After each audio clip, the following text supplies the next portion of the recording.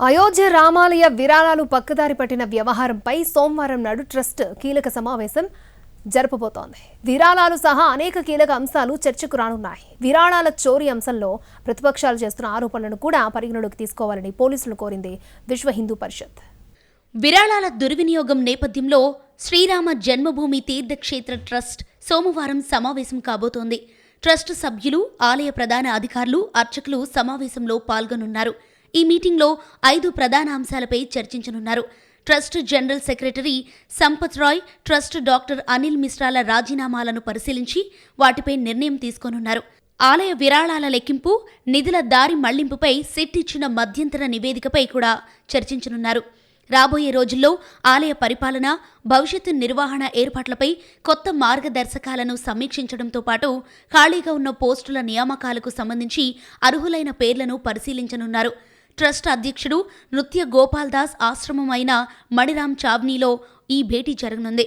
ప్రస్తుతం తీవ్ర అనారోగ్యంతో ఆసుపత్రిలో చికిత్స పొందుతున్న నృత్య గోపాల్దాస్ వయోభారంతో ప్రయాణించలేని స్థితిలో ఉన్న senior trustee K Parasaran video conference ద్వారా సమావేశంలో పాల్గొననున్నారు. విరాళాల చోరీ వ్యవహారంపై రాష్ట్రీయ స్వయం సేవక్ సంఘ్ అధినేత మోహన్ భగవత్ స్పందించారు. ఆర్ఎస్ఎస్ ప్రధాన కార్యదర్శి దత్తాత్రేయ హోసబలే స్పష్టమైన ప్రకటన చేశారని, దానికి తాము కట్టుబడి ఉన్నామని మోహన్ భగవత్ చెప్పారు.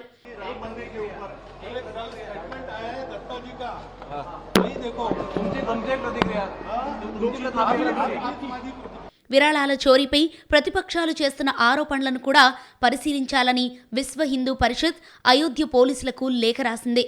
కాంగ్రెస్ ఎంపీ ప్రియాంక గాంధీ, ఆప్ కన్వీనర్ అరవింద్ కేజ్రీవాల్ సహా ఇతర ప్రతిపక్ష నాయకులు చేసిన ఆరోపణల్లో వాస్తవాలున్నాయా అనే కోణంలో దర్యాప్తు చేయాలని డిమాండ్ చేసింది.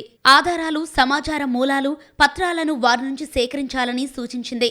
ప్రతి ఆరోపణపైన దర్యాప్తు జరగాలన్నారు విశ్వ హిందూ పరిషత్ ఇంటర్నేషనల్ ప్రెసిడెంట్ అలోక్ కుమార్. अब ये बड़े लोग हैं, पढ़े लिखे लोग हैं, पब्लिक डोमेन में बड़े पदों पे लंबे समय से हैं, तो ये जिम्मेवारी से बोलते होंगे, किसी आधार पर बोलते होंगे. इनके पास में कुछ लोगों ने बताया होगा, कुछ कागज दिए होंगे, कुछ तो भी सामग्री होगी. तो मैंने सोचा कि अगर पुलिस इनसे प्रार्थना करे कि आपने ये बयान दिया है, आपके पास जो कागज है, जो जानकारी है, डॉक्यूमेंट है, गवाह पता है, हमको बताइए, हम सारा उपयोग करके जांच पूरी करेंगे.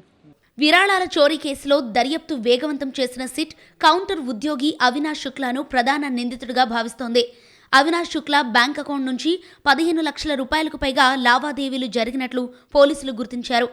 ఆ డబ్బంతా ఆలయ విరాళాల నుంచి మళ్లించిందేనా అనే కోణంలో సిట్ దర్యాప్తు సాగిస్తోంది. అవినాష్ శుక్లా తన గర్ల్ ఫ్రెండ్ కి దాదాపు 2 లక్షల రూపాయల విలువైన ఫోన్ బహుమతిగా ఇచ్చినట్లు తేలింది. ఈ కేసులో మొత్తం 8 మందిని ఇప్పటిదాకా అరెస్ట్ చేయగా అందులో వేరువేరు బ్యాక్గ్రౌండ్ కు చెందిన వారున్నారు. ఎక్కువ మంది కాంట్రాక్ట్ వర్కర్లే. ప్రధాన నిందితుడిగా భావిస్తున్న Avinash Shukla primary school teacher. అతడికి సంబంధించిన ప్రాంతాల నుంచి 20 లక్షల ఫారెన్ కరెన్సీ, నగలను స్వాధీనం చేసుకున్నారు. మరో నిందితుడు అనుకల్ప్ మిశ్రా 15,000 రూపాయలకి జీతానికి పనికి చేరాడు. అతడికి 65 లక్షల విలువైన ఇల్లుంది.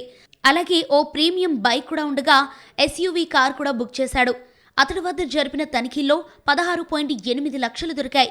మరో అవుట్సోర్సింగ్ ఉద్యోగి లవకుష్ మిశ్రా వద్ద 14.25 లక్షల నగదు దొరికింది. రమాశంకర్ మిశ్రా అనే నిందితుడి నుంచి 7.3 లక్షలు రికవరీ చేశారు. కేసులో రమాశంకర్ యాదవ్ అలియాస్ టిన్ను యాదవ్ అనే నిందితుడు కీలకంగా ఉన్నాడు.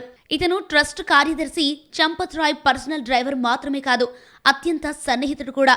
టిన్ను యాదవ్ బంధువైన మనీష్ కుమార్ యాదవ్ కూడా అరెస్ట్ అయిన వారిలో ఉన్నాడు. సుభాష్ చంద్ర శ్రీవాస్తవ అనే రిటైర్డ్ బ్యాంక్ ఉద్యోగి కూడా విరాళాల కేసులో అరెస్ట్ అయ్యాడు. కరుణేష్ పాండే అనే నిందితుడి నుంచి 18 లక్షల నగదును పోలీసులు రికవర్ చేశారు. స్పెషల్ ఇన్వెస్టిగేషన్ టీం ఇప్పటిదాకా గుర్తించిన వివరాల ప్రకారం ఆలయ విరాళాల నుంచి రోజుకు 8 లక్షల రూపాయల వరకు పక్కదారి పట్టినట్టు తెలుస్తోంది.